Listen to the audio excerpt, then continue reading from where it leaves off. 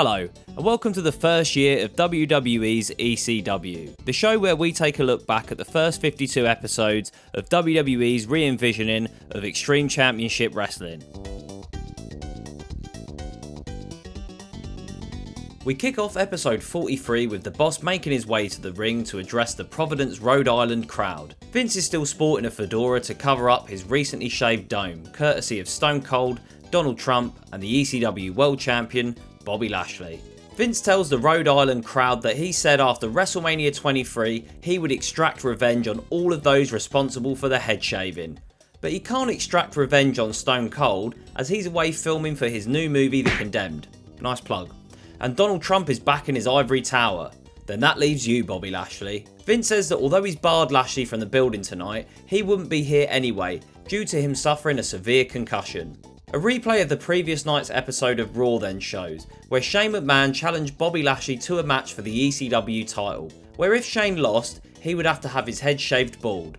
The match quickly descends into a 3-on-1 beatdown with Vince, Shane and Umaga beating the crap out of the ECW World Champion. Vince then gets in a beating down Lashley's face and tells him that he will defend his ECW World Championship at Backlash in a 3-on-1 handicap match against Umaga, Shane McMahon and himself. Back in the arena, Vince says, because people all over the world, because every one of you in this arena laughed at me. Every one of you enjoyed my humiliation. Somehow, some way, it's my intent to make your collective lives a living hell too.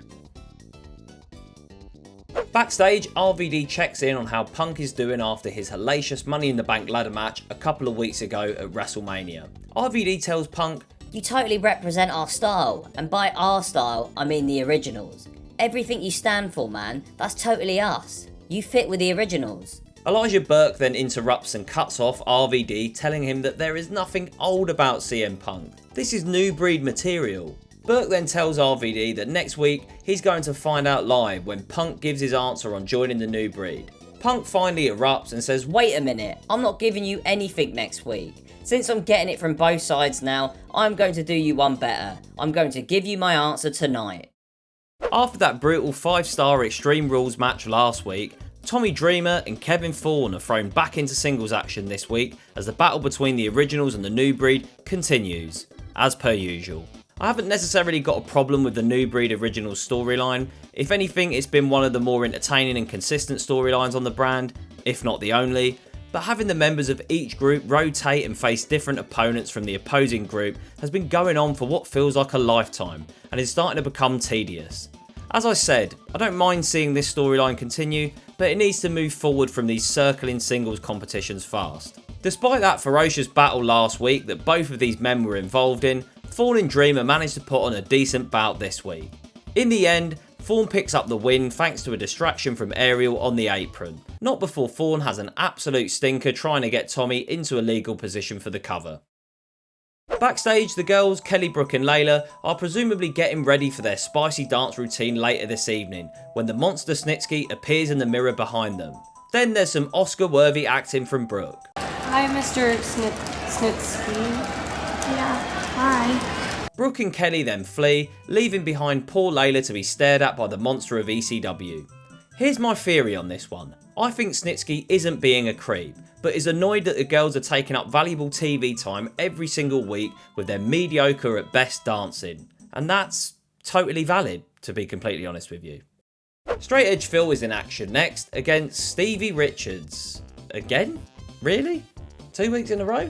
Last episode, Punk beat Richards clean, so I'm confused as to why they feel the need to do this again. But hey ho, good for Richards who's getting some more TV time. I know some of my audience members will be happy about that, but honestly, sometimes watching these episodes feels like Groundhog Day.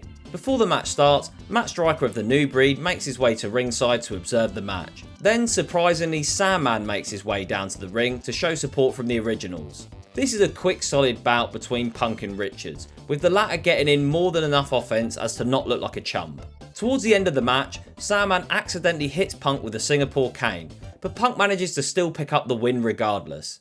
I feel like they missed a trick here. I mean, it would have been better if Sandman had actually cost Punk the match. After CM Punk's hand has been raised, Sandman explains to Punk that hitting him with the cane was just an accident. You know what time it is. It's time for the girls Brooke, Layla and Kelly to throw some shapes, cut a rug, bust some moves, while you dirty bastards probably bust a nut watching them. After another uninspiring performance, Snitsky's music hits and the monster makes his way to the ring and corners poor Layla, although she had substantial time to leave and seemed to forget how to actually exit a wrestling ring. Thankfully for Layla, Captain Caveman Balls Mahoney comes to the rescue and she finally remembers how to leave a wrestling ring. Mahoney hits Snitsky with a thunderous chair shot, but it has no effect on the monster of ECW, who then hits Mahoney with a big boot and exits the arena. It's main event time, folks. Everybody's favourite pothead RVD takes on the alpha male Marcus Corvon.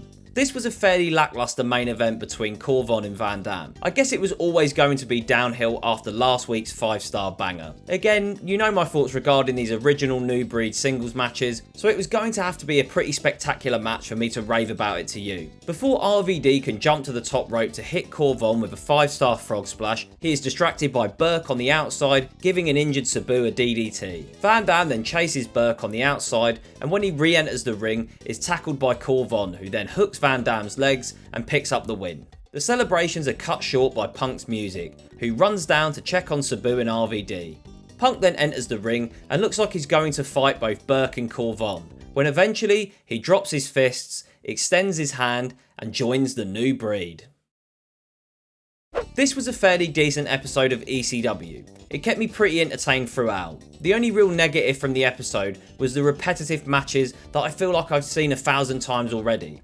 Hopefully now that Punk has joined the New Breed, this storyline will advance and we can put behind us the never-ending New Breed versus original singles matches. I'm genuinely intrigued to see if Punk has really joined the New Breed or if this is just a ruse to catch the New Breed off guard. My guess is the latter.